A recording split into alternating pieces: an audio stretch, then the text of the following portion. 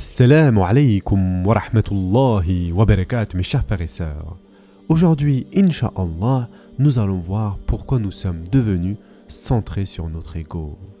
Mes chers frères et sœurs en islam, en effet, avant de discuter des stratégies pour mener une vie orientée vers Allah Azzawajal plutôt qu'une vie centrée sur l'ego, il nous faut tout d'abord examiner comment nous avons développé un tel degré d'égoïsme dans notre monde moderne.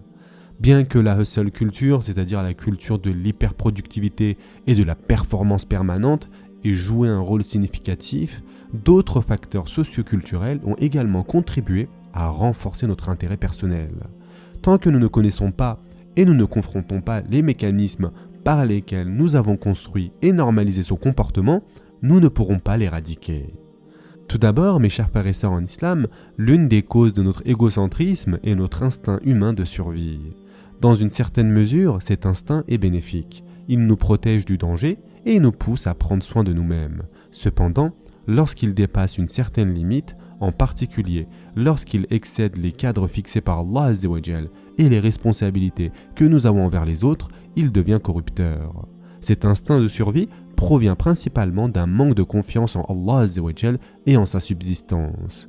Nous avons l'impression que, pour survivre ou pour prospérer, les autres doivent échouer ou ne pas réussir autant que nous. Cela engendre l'envie et une compétition toxique, et par conséquent retire la baraka, c'est-à-dire la bénédiction divine de nos vies. Deuxièmement, et peut-être plus important encore, nous avons perdu notre capacité à faire preuve de patience envers les autres et à faire partie de quelque chose de plus grand que nous-mêmes. Nous voulons modeler tout et tout le monde autour de nous selon nos désirs personnels. Et si les choses ne se conforment pas à nos attentes, nous nous irritons, nous nous mettons en colère ou rompons nos relations. Nous réalisons rarement que cette mentalité individualiste est à l'origine de tant de conflits, de difficultés dans nos vies et de la perte de la baraka. Mes chers frères et sœurs en islam, un autre point à souligner. Pendant des siècles, il était courant de voir des familles vivre ensemble dans une maison ou sur une même propriété regroupant plusieurs générations. Donc, il y avait une vie multigénérationnelle. Des arrière-grands-parents jusqu'aux cousins éloignés, tous vivaient à proximité les uns des autres, partageant souvenirs affectueux, drames familiaux et expériences sociales complexes. Qu'on apprécie ou non cette configuration, cette indépendance apportait de la baraka dans le foyer. Les gens partageaient des souvenirs, mangeaient ensemble, prenaient soin des personnes âgées et des enfants comme une grande famille unie. Vivre ensemble, aussi difficile que cela puisse paraître, ne permet pas un mode de vie centré sur l'ego.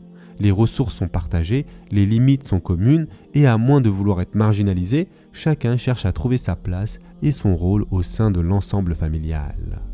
De nos jours, nous avons perdu ce sentiment donc d'interconnexion et nous vivons de manière indépendante. Cela a entraîné une perte de baraka à plusieurs niveaux. Par exemple, il y a tout d'abord le gaspillage des ressources.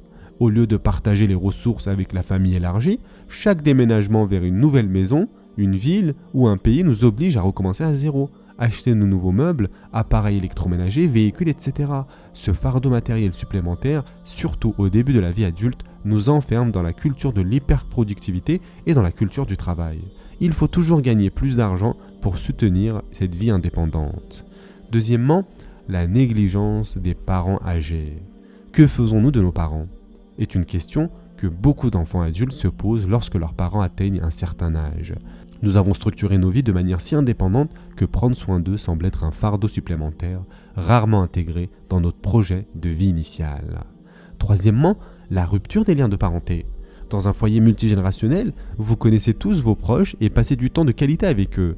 Aujourd'hui, il se peut que vous ne connaissiez même pas la moitié de votre famille, ni ce qui se passe dans leur vie, parce que vous vivez à l'autre bout du monde. Et nos enfants alors ? Ils ne reconnaîtraient probablement pas leurs propres proches s'ils les croisaient dehors. Quatrième point, mes chers frères et sœurs en islam, c'est la perte du filet de sécurité sociale. Nous nous inquiétons constamment de ce qui arrivera à nos enfants après notre mort, surtout si nous sommes pauvres.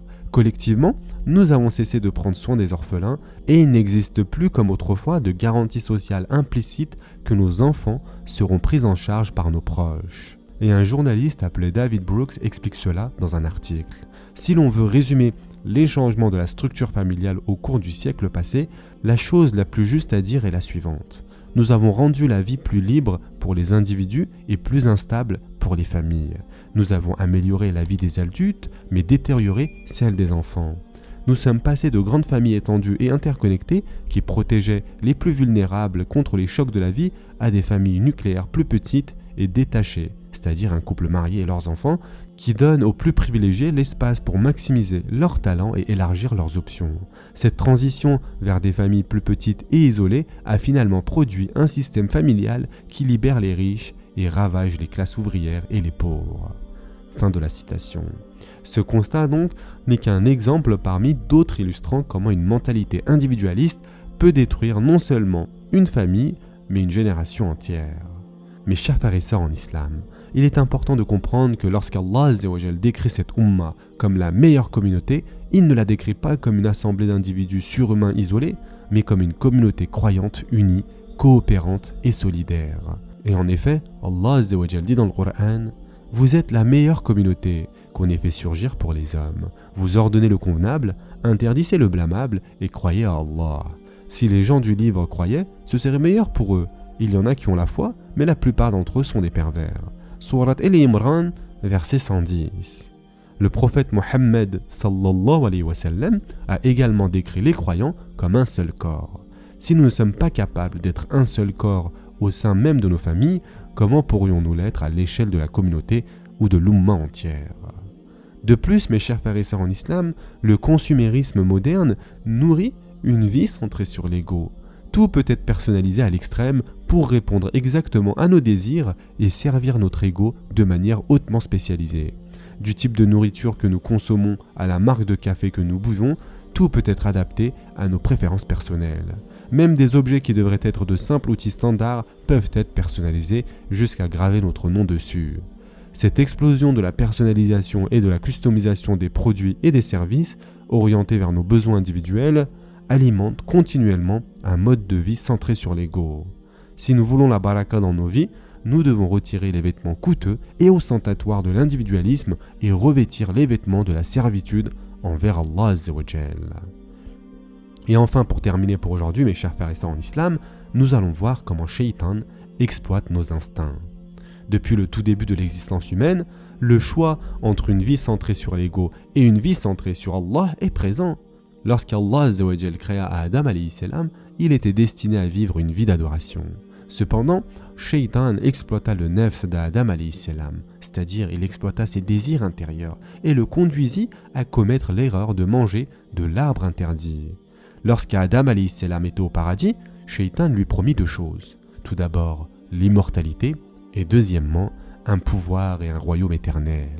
Et en effet, Allah subhanahu wa ta'ala a dit dans le Coran: puis le diable le tenta en disant: « Ô Adam, t'indiquerai-je l'arbre de l'éternité et un royaume impérissable ?» Surat Taha, verset 120.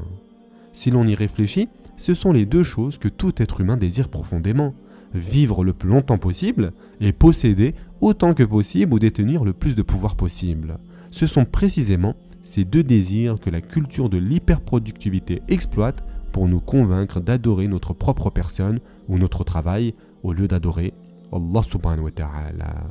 Ce qui est particulièrement frappant, c'est qu'Adam alayhi salam se trouvait déjà au paradis, un lieu censé combler pleinement ses aspirations d'immortalité et de possession.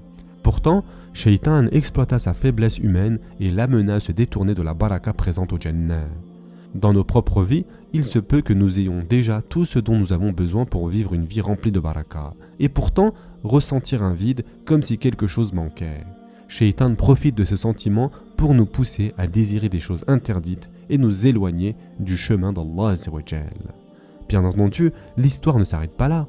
Même si Shaitan réussit à convaincre Adam alayhi salam de désobéir à Allah subhanahu wa ta'ala, Adam alayhi salam et Hawa, réalisant leur erreur, demandèrent pardon à leur Seigneur et ils furent pardonnés. Et ceci est un rappel puissant. Ce n'est pas parce que l'on s'oriente vers la culture de l'hyperproductivité ou vers une vie centrée sur l'ego que la porte de la baraka se ferme définitivement. Donc, dans notre poursuite de désirs égoïstes, nous avons perdu de vue notre véritable raison d'être qui est d'adorer Allah Azza wa Jal et servir sa création. Notre besoin inné de servir et de nous sacrifier pour une cause supérieure est naturel. Cependant, nous l'orientons souvent vers des choses éphémères et temporaires qui ne peuvent nous satisfaire durablement. En 1908, mes chers frères et sœurs en islam, un philosophe de Harvard se posa une question essentielle. Pourquoi la nourriture et l'abri ne nous suffisent-ils pas? Avons-nous besoin davantage que simplement d'être en sécurité et en vie? Il conclut que l'être humain possède un besoin intrinsèque de vivre pour une cause qui dépasse sa propre personne. Selon lui, lorsque nous avons quelque chose pour lequel nous sommes prêts à nous sacrifier, notre vie acquiert du sens. Il appela cela la philosophie de la loyauté. Alors, mes chers frères et sœurs en islam, pourquoi vaut-il la peine de se sacrifier? Vous pouvez sacrifier votre vie pour un être aimé, mais il peut vous abandonner, vous décevoir, vous quitter ou mourir.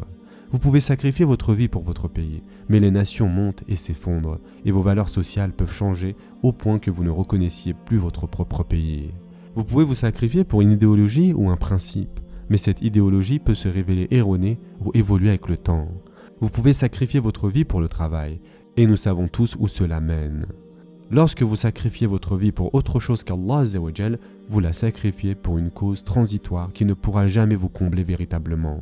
Certaines des causes que nous avons vues peuvent être nobles, mais la baraka culture place Allah Azzawajal en premier et tout le reste ensuite. Ce sera tout pour aujourd'hui. Je vous souhaite dès maintenant un bon iftar. En attendant, prenez soin de vous mes chers frères et sœurs et à demain, Inch'Allah.